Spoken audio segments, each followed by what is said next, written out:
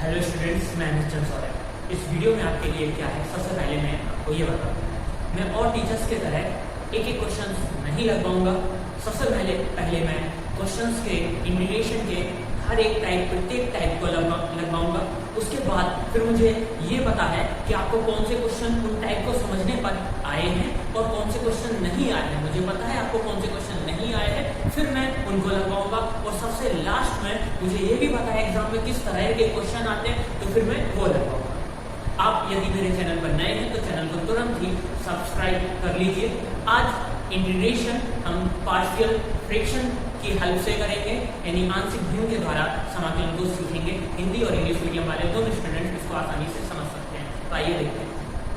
तो आंशिक भिन्न द्वारा हमको जब समाकलन को सॉल्व करना है तो सबसे पहले पार्शियल फ्रैक्शन होता क्या है ये समझ लेते हैं।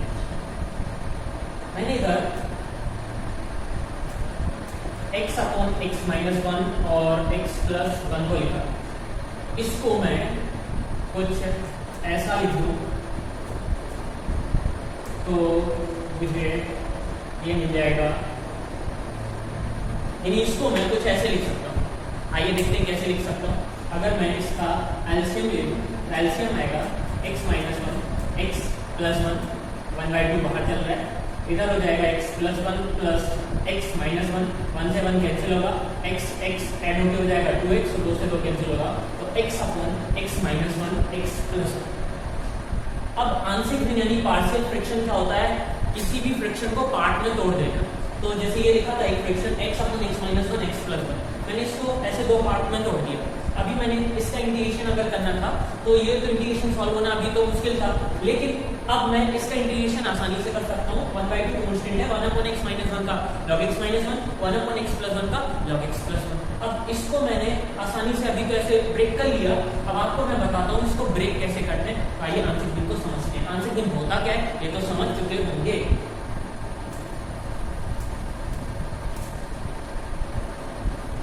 तो देखिए, जैसे मैंने सबसे पहले आंशिक भिन्न में ब्रेक करने के लिए कुछ कॉन्सेप्ट आपको देखना है, उन कॉन्सेप्ट को देखिए। अगर आपको इस टाइप से कुछ भी हो सकता है, प्लस माइनस, उससे कोई प्रॉब्लम नहीं। ऊपर कुछ भी हो उससे कोई प्रॉब्लम नहीं, बस जो डिनोमिनेटर है उसकी पावर न्यूमरेटर से ज्यादा होनी चाहिए। नहीं है तो पहले डिवाइड करके ज्यादा बना दें। इधर जो दोनों वैल्यू लिखे x माइनस 1 x माइनस 1, क्या किसी पे कोई पावर है? नहीं है किसी पे कोई पावर। तो जब किसी पे कोई पावर नहीं है तो उसको हम कुछ ऐसे ब्रेक करें।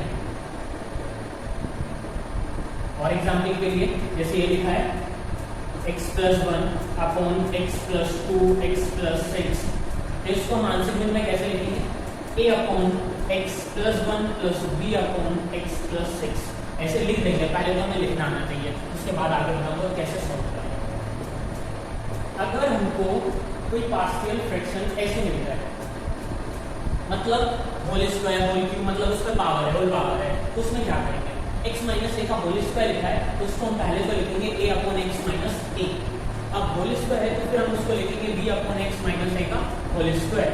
अगर होल क्यूब होता तो ऑर्डर में अब हम उसको लिखते c upon x minus a का होल क्यूब। ये तो अकेला है जैसे पहले था, तो जैसे पहले था तब भी हम जब किसी पे कोई पावर नहीं है तो उसको सीधा कोई वैल्यू, एक वैल्यू हमने ले ली, कॉन्स्टेंट वैल्यू, इसको सॉल्व करने पे सीधा वैल्यू आ जाएगा। अभी बताएंगे c upon x plus b कैसे हम लिख सकते हैं।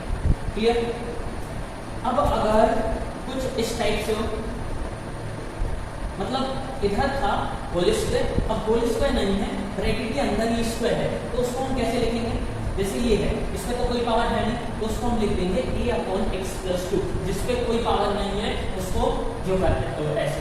हाँ, इसका अगर होल स्क्वायर होता तो फिर हम उसको लिख देते b अपॉन x प्लस 2 का होल स्क्वायर। होल स्क्वायर है तो तब तक लिखना है जैसे पहले एक पावर, फिर 2 पावर, 3 पावर होती तो फिर 3 पावर। अब इधर अंदर क्या स्क्वायर है, तो हम कहाँ पे खत्म कर चुके हैं? b पे खत्म कर चुके हैं, b पे खत्म कर चुके हैं। तो अब cx प्लस d, जब अंदर का स्क्वायर है तो दो वैल्यू लिखनी है, cx प्लस d। a पे खत्म कर दिया होता तो bx प्लस c, स्टार्ट ही दिया होता तो ax plus b upon x square plus 1। ऐसे हम इसको लिख देंगे। एक एग्जाम्पल के लिए मैंने और आपको दिखाया, जैसे ये लिखा है x माइनस 1 का स्क्वायर और x प्लस 1, तो इसको हम लिखेंगे इधर x माइनस 1 का square a upon x minus 1 plus b upon x minus 1 का होल स्क्वायर।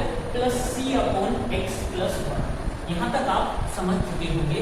अब मैं इसको कैसे सॉल्व करेंगे वो अब आपको मैं बताने जा रहा हूँ। तो आइए, बिल्कुल इजी है। मैं आपको हर टाइप के क्वेश्चन लगवाऊंगा। आप बस शुरू से लास्ट तक बने रहिए मेरे साथ। और अपना टारगेट जो है मैथमेटिक्स के लिए, क्लास 12 के लिए, टारगेट को इससे कम बिल्कुल नहीं देखना। अपना टारगेट 100 बनाओ, मैं दिलाऊंगा 100% आपको। बस मेरे साथ बने रहिए। अब देखिए, जैसे मैंने इधर लिखा 1/x² माइनस a², ये इंटीग्रेशन करना है आपको। 1/x² माइनस a², ये इंटीग्रेशन करना है। एक फॉर्मूला भी है, तो सबसे पहले मैं इस फॉर्मूले को ही आपको प्रूव करके दिखाई दे रहा हूँ। तो 1/x² माइनस a²। तो अब आपने इंटीग्रेशन आप देखेंगे, आपने जो पिछले क्लास पढ़े हैं मेरे प्लेलिस्ट में जाके देख सकते हैं। 1/x² माइनस a², इसके लिए कोई फॉर्मूला सीखा है? नहीं सीखा है। अंडर रूट होता है इसमें, तो शायद मैं बता चुका था। अब इसको हम पार्शियल फ्रैक्शन यानी आंशिक भिन्न से करेंगे सबसे पहले। तो आंशिक भिन्न के लिए मैंने इंटीग्रेशन को नहीं छोड़ दिया, केवल आंशिक भिन्न के लिए मैंने वो फ्रैक्शन को ले लिया। अब 1/x² माइनस a², तो इसको मैं लिख सकता हूँ x माइनस a और x प्लस a, ऐसे लिख सकता हूँ मैं। अब इसको मैं आगे कैसे लिख सकता हूँ? किसी पे कोई पावर है क्या? नहीं है किसी पे कोई पावर। तो इसको मैं लिख दूंगा a/x minus a plus b/x plus a। इसलिए लिखा है। अब आगे हम क्या करेंगे? अब आगे इस तरह हमें एलसीएम लेना है। तो x minus a x plus a LCM आया, तो ये वैल्यू जाएगी a into x plus a plus b into x minus a। इधर जो चल रहा था वो जो का क्यों चलेगा, ऊपर इधर कुछ भी है कोई फर्क नहीं पड़ेगा, जो होगा वो लिख देंगे। ये हो गया कैंसिल। तो अब हमको क्या मिला? अगर equal a into x plus a plus b into x minus a। अब इम्पोर्टेंट चीज है, उसको देख लीजिए बड़े ही ध्यान से, एक बार में पूरा समझ जाएंगे, फिर आपको जरूरत नहीं पड़ेगी। अब देखिए इधर क्या लिखा है? इधर लिखा है x plus a, x plus a लिखा है। तो x प्लस a इक्वल 0 मान लीजिए। तो x का वैल्यू कितना मिलेगा? x का वैल्यू मिलेगा x प्लस a इक्वल 0, तो x इक्वल माइनस a। इधर x माइनस a लिखा है, x माइनस a इक्वल 0 मानिए, तो x इक्वल क्या मिलेगा? प्लस। या इधर से देख लीजिए x माइनस a है, इसका opposite x minus a equal 0 यानी x equal plus a, x plus a equal 0 तो x इक्वल माइनस a। यानी इस इक्वेशन में, इक्वेशन फर्स्ट में हमें एक बार x के जगह माइनस a रखना है और एक बार x के जगह प्लस a रखना है। जैसे हम वैल्यू रखेंगे हमें a और b के वैल्यू मिल जाएंगे, वो हम यहाँ पे रख देंगे। तो देखिए x के जगह हमने माइनस a रखा, x के जगह माइनस a रखा, तो माइनस a यहाँ रखेंगे, माइनस a प्लस a 0 बना और a का 0 मल्टीप्लाई हुआ तो 0 हो गया। अब माइनस a मैंने इधर रखा, तो ये कितना हो गया? माइनस का 2a। तो b का वैल्यू हमें इधर से मिल गया -1/2a। x का वैल्यू यदि हमने प्लस a रखा तो इधर हमको मिला 1 इक्वल प्लस a रखा तो ये हो गया 2a और a माइनस a हो गया 0। तो इधर से हमें a का वैल्यू कितना मिल गया? 1/2। हमें a और b दोनों के वैल्यू मिल चुके हैं। a और b जब दोनों का वैल्यू मिल चुके हैं तो अब हमें क्या करना है? a और b के वैल्यू जो हमने पार्शियल फ्रैक्शन बनाया था उसमें रख देना है। तो जब मैंने a और b के वैल्यू इस पार्शियल फ्रैक्शन में रखे तो मुझे क्या मिला? a इक्वल 1/2a, इधर था x माइनस a और प्लस b का वैल्यू -1/2a, इधर था x प्लस। तो इस वैल्यू को मैं क्या लिख सकता हूँ? ये लिख सकता हूँ a और b का वैल्यू आ गया, a इसके इक्वल था और a इसके इक्वल है, यानी इस वैल्यू को मैं ये लिख सकता हूँ। अब मुझे क्या करना था? इंटीग्रेशन करना था। तो अब मैंने इंटीग्रेशन किया। इंटीग्रेशन मैं करूंगा, ये तो हुआ कांस्टेंट, 1/2a को बाहर निकाला, दोनों में कॉमन हो गया। इंटीग्रेशन 1/x माइनस a और -1/x प्लस a, इन दोनों का मैं कर दूंगा इंटीग्रेशन। तो इंटीग्रेशन जैसे मैं इसका करूंगा तो 1/2a ये हो जाएगा log x माइनस a और इसका इंटीग्रेशन हो जाएगा log x प्लस a। अब log n minus log n का फॉर्मूला आपको आता है, log n minus log n यानी log m/n यानी x माइनस a और x plus a plus c। तो यहाँ से आपका फॉर्मूला प्रूव हो चुका है, आप फॉर्मूला बना चुके हैं, आपको फॉर्मूला याद भी हो गया होगा 1/x² minus a² 1/2a log x minus a upon x plus a। ये फॉर्मूला बिल्कुल आपको याद रखना है। अब इसके हेल्प से जैसे क्वेश्चन लिखा है 1/x² माइनस 16, इसका हमें इंटीग्रेशन करना है तो तुरंत हम फॉर्मूले को देखेंगे 1/x² माइनस a²। तो 16 को मैं लिखूंगा 4x²। अगर उधर लिखा होता 15 तो उसको मैं लिख देता √15 का स्क्वायर। अब a का वैल्यू कितना हो गया 4, तो बस जहां जहां a है उधर हमें क्या लगा देना है 4 लगा देना है। 1/2a यानी 1/2 into 4 log x minus a यानी x minus 4 x plus 4, ये हो गया आंसर। तो इस टाइप का क्वेश्चन आप समझ चुके होंगे, कोई प्रॉब्लम आपको नहीं होगी। अब मैं इससे रिलेटेड और क्वेश्चन आपको करवाने जा रहा हूँ, स्क्रीनशॉट ले लीजिएगा। आप समझ चुके हैं फॉर्मूले को बिल्कुल याद रखिए।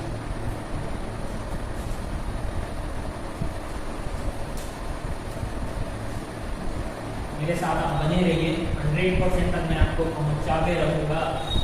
अब देखिए इससे रिलेटेड और कैसे क्वेश्चंस एग्जाम में बनते हैं तो सब मैं आपको बता रहा हूँ। जैसे मैंने इधर क्वेश्चन लिखा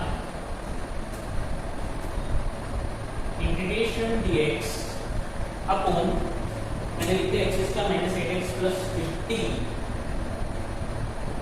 ये क्वेश्चन लिख दिया। अब आपको ये क्वेश्चन करना है, एक क्वाड्रेटिक इक्वेशन है। सबसे पहले आप चेक कर लीजिए क्या इसके आप फैक्टर बना सकते हैं। तो आपने देखा 5 3 8 5 3 फैक्टर बना सकते हैं, तो आपने फैक्टर बना के लिख दिया इसको integration dx upon x minus 5 x minus 3 factor बन गया। अब इसको पार्शियल फ्रैक्शन से सॉल्व करेंगे, तो कैसे करेंगे?